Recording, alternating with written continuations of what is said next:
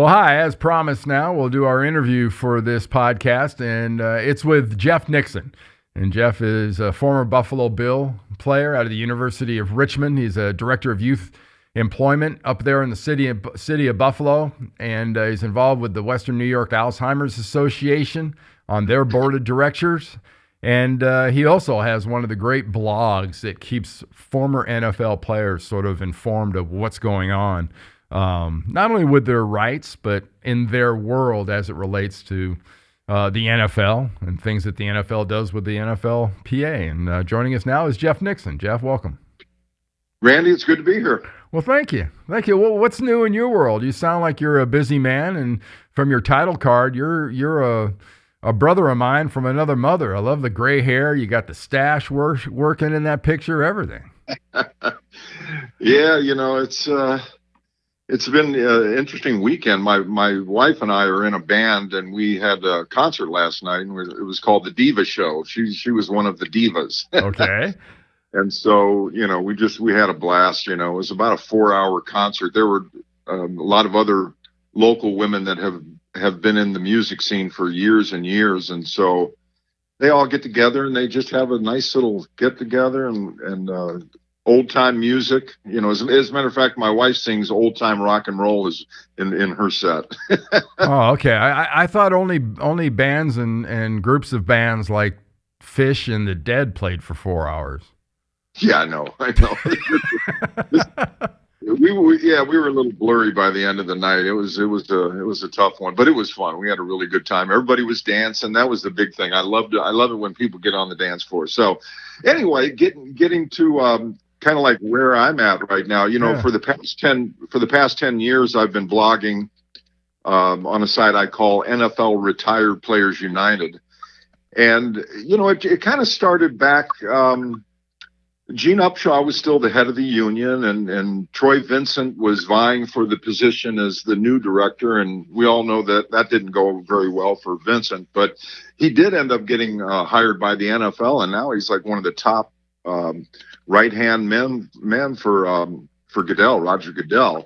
But at that time, I had first started advocating for, the current players to do better by, the guys, particularly the pre-1993 players. Just to put it in perspective, before 1993, we never really had what was known as free agency. That was just, and so, the NFL Players Association got smart and said, let's hire some good lawyers and go to court and sue the NFL over, these antitrust laws. And basically we won all of the lower court decisions. And before it hit like the big court, I'm not sure if it was at the Supreme Court level, but the NFL decided, yeah, we'll give you limited free agency. We'll still have a transition and a franchise tag, but for the most part, after your contract expires, you can go wherever you want, and the other team doesn't get penalized by, having to, or that the team doesn't have to get penalized by giving up a couple top round draft choices. So, that really opened up the salaries, and from 93 up till now, it's just been phenomenal. The growth of the NFL, the revenues, what we're trying to do, not just through my organization, but I've teamed up with Fairness for Athletes in Retirement. Lisa Marie Riggins and John Riggins have been real instrumental in getting that organization up and running, and really just doing a marketing campaign to help get the information out about why we deserve an increase in our pension. And that that's an important thing. Just to say, hey, we want one, that's not good enough. Mm-hmm. We have to explain to them why we deserve this type of pension increase. Now, we did get one that was under what they call the legacy benefit, and that increased pensions by $108 per credited season for basically most of the players. So that was a nice little bump, but we know they could have gone much further than that. We're still way behind Major League Baseball, the NBA and hockey as far as these type of benefits. But over the years, the NFLPA has been really creating other retirement type benefits that the guys can take advantage of, and good for them. It's good that they did that. But to give an example, the annuity plan. Once you've hit your third year in the NFL, they dump $95,000 in your account, and then the next year another $95,000. The next year another $95,000, and then that goes into into stocks, bonds, however you decide to invest that money. And we did a calculation of like a 10-year player. At age 55, he would have like $2 million in the bank. If he waited until age 65 to cash it in, it would be like closer to about $5 million. So, they're not going to be hurting as far as that if they decide to keep it that long. But, if they can keep their hands off it, that's always been the problem with the money. Exactly. Like a lot of guys have complained over the years that their pension is really low. Well, yeah, if you took it at age 45, it's going to be half as what you would have gotten at age 55. The beauty of the NFL pension plan, I will say this, is that it's it's basically in stone. This is a pension plan that can't change because of the stock market. It's known as a defined benefit plan, which means exactly how much you're going to get at a certain age. And what is beautiful about this, our pension plan, is from age 55 up to age 65. If you wait that 10-year period, your pension goes up 260%. Right.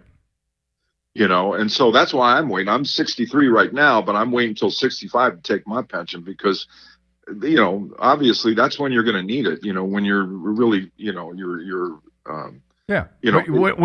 you look like you and me. Right. Exactly.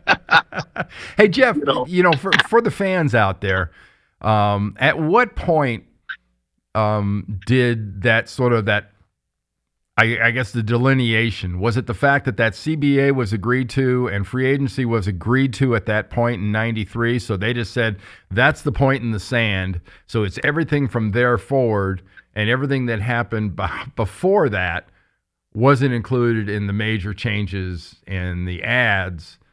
And I think the other thing that people need to understand is the statements made by guys like you talked about, Gene Upshaw and whatnot, who was the former president. May his soul rest in peace. But I mean, they made the statements like, hey, we don't represent the former players. We represent the current players. And the only problem I ever had with that was if we hadn't have gone through a couple of damn strikes, you wouldn't have had what you got in 93. So, I think there's a lot of, sort of selective amnesia when it comes to that. Well, think about this. We had strikes in 1968, 1970, 1974, 1982, 1987, and it's been more than 32 years now since the last strike. And back when we were doing strike, especially back in the 68, 70s, during that era, players got blackballed for their union activities, and this happened to player reps and other outspoken players, especially after the strikes. They basically sacrificed their NFL careers. But they got us closer to our goal, which was free agency and really a 50-50 split in revenues. Right. Right now, the active players have like a 47% share of the revenues, and I think that might be one of the biggest things they're going to be fighting for in this coming CBA is like a 50-50 split. Now, whether or not the owners would agree to something like that, I don't know. But the players really hold a strong hand. People have to remember that. That case that Reggie White had filed years and years ago, this back in 87 or whatever, right. We basically won that battle, and that court case is still open. So if the players decertify the union and they decide to go on strike, and they hold the upper hand because the NFL does get antitrust exemptions as a result of our agreement with them. This would not happen, in any other profession. Like if you're a lawyer and you come out of law school, you don't get drafted to a company. You go where you want. You go where the money goes. Well, because we allow them to have this drafting system that has been set up, we allow them to basically violate the antitrust laws. But again, if the union decertifies, and they can go back to court and say, we want, and hold that over the players. So now, how long could they hold out? DeMaurice Smith has kind of set up a strike fund, and they're using, a lot of the money that typically goes to payers through their group licensing agreement. Mm-hmm. And so, they do have a pretty good fund, but most of these guys realize they got to save up a little bit, if they do want to go, maybe a full year. It could be a full year without football. But I think both sides do not want to kill the golden goose. And so they're going to come to an agreement here. It's just, there's too much money to be lost on both sides. Now, as it relates to former players, and we talked about some of the pension additions that have done in the past, is this even going to be part of this new CBA? The CBA is supposed to be through, what is it, 2022, right? Yeah. So this coming season is like the last year of the agreement. So Okay. Once the season's over, everything expires in March of that. The Super Bowl's in February, so the very next month it's over. And so, they're going to, they're talking. I mean, I heard recently that they were just maybe, this close, an inch away from, getting an agreement, and I think it's, they're in an interesting situation right now. I'm sorry, but all the publicity that fans have heard about is that there's going to be 17 regular season games. That's supposedly the only sticking point in this thing. Yeah, that seems to be a big issue, but if you've got a couple less preseason games, then essentially, that might, make the players feel a little better, because this preseason games are a waste. I mean, Let's face it, they only need 2 games to get ready for the season, I think. I just, but it's still, they are risking more injuries as a result of that. That would be a concern. And but I think the other big issue is, getting a bigger share of the overall revenues, and I will say this, DeMaurice Smith has come right out and said, we're going to do something for, the former players. He didn't indicate which group would be getting it. He may want to just do an across the board for, everybody. And if you do that, it's going to dilute what, the pre-1993 players would get. You know what I mean? Yeah. And the other thing, I will say this, I've been advocating for 10 years now for the NFL to level the playing field and just give everybody with 3 years a pension. Right now there's a big disparity. If you played before 1993, you need 4 credited seasons to get a pension, and if you play after 93, you only need 3. Right. So I've always felt that was, and I've talked to people at both the NFL alumni and the NFL Players Association former player department, and they've both said that they're making that a priority in the agenda this year. So I hopefully they can do something with that. And then obviously we're asking for a huge increase in the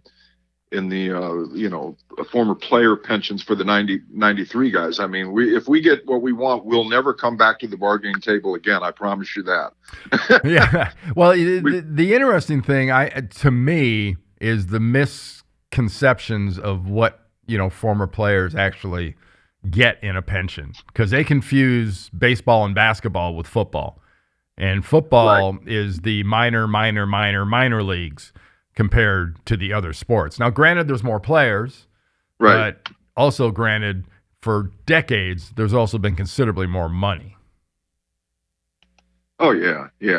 The thing that I try to point out to people, and again, I don't begrudge them for getting these things, but they have the annuity plan, the one that I said puts $95,000 a year into an annuity for guys that are starting their 3rd and then 4th year. But they also have the second career savings plan. That's a 2-for-1 thing. If a player puts $1 in, the owners have to match it with $2 up to a certain point. I think it's 30,000 max for the owner's contribution. But can be a huge capital investment accumulation, over a long period of time. They have the health reimbursement account, mm-hmm. which can go up to like $400,000, and that can be just to buy anything that's health related, toothpaste, a jacuzzi if you need one in your backyard for and don't we all? Yeah. Yeah, they get tuition assistance. You know, when they retire from the NFL, they get 5 free years of health insurance. And they also now have been given the ability to stay on the NFL's group health insurance plan, which, you know, a lot of these guys could never get insurance in the open market, you know, or it would be so costly for them, you know. Now they've been pushed by the NFLPA to go under the Affordable Care Act. You know, that's, you know, and a lot of people say, well, the NFL should really pay for that. I have mixed feelings about that as far as that goes, because a lot of guys are covered by their employers. But for those guys that don't have any insurance or could use a little extra help, you know, with the premiums on the Affordable Care Act, you know, that'd be great. I think, you know, the NFL and the NFLPA should maybe look at that and how they could help guys in that area. But I don't know, you know, there's just so many things, other reasons why I think we're deserving of a better pension. You know, we help make the game safer. Think about this. Before the concussion issue with former players, the NFL was just business as usual. You know, the game, the rules weren't changed. The equipment wasn't any better. But now they're forced to develop like these concussion protocols, and they're tested and treated. We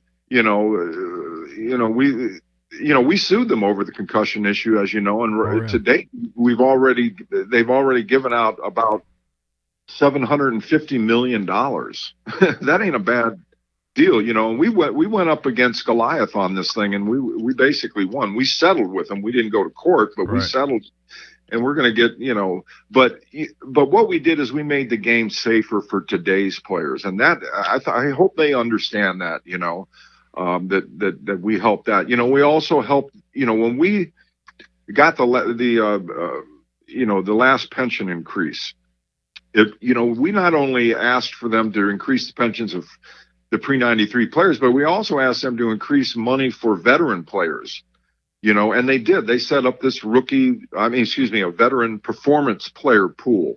And that's putting millions of dollars in those players' pockets too. You know, we improved the disability plan because of this. You know, there were congressional hearings where, you know, we had Gale Sayers and Daryl Johnson testified, and Mike, you know, Iron Mike, he was there, and, you know, and as a result of that, we got better benefits through the disability plan, not just for us, but for future players too. Right. You know, we helped in the advancement of all the diagnostic and surgical procedures that have been, you know, kind of formulated over the years. We were the guinea pigs. We were the ones that they worked on, you know, and tried to correct our knee injuries. I never came back from mine. They didn't have the arthroscopic procedures to do reconstructive surgery, you know. So I got 2 12-inch zippers on each side of my left knee, and that's a common thing in the NFL. You see a lot of guys that you know, once they make a team. I've got those. Yeah. Oh, we all do, you know.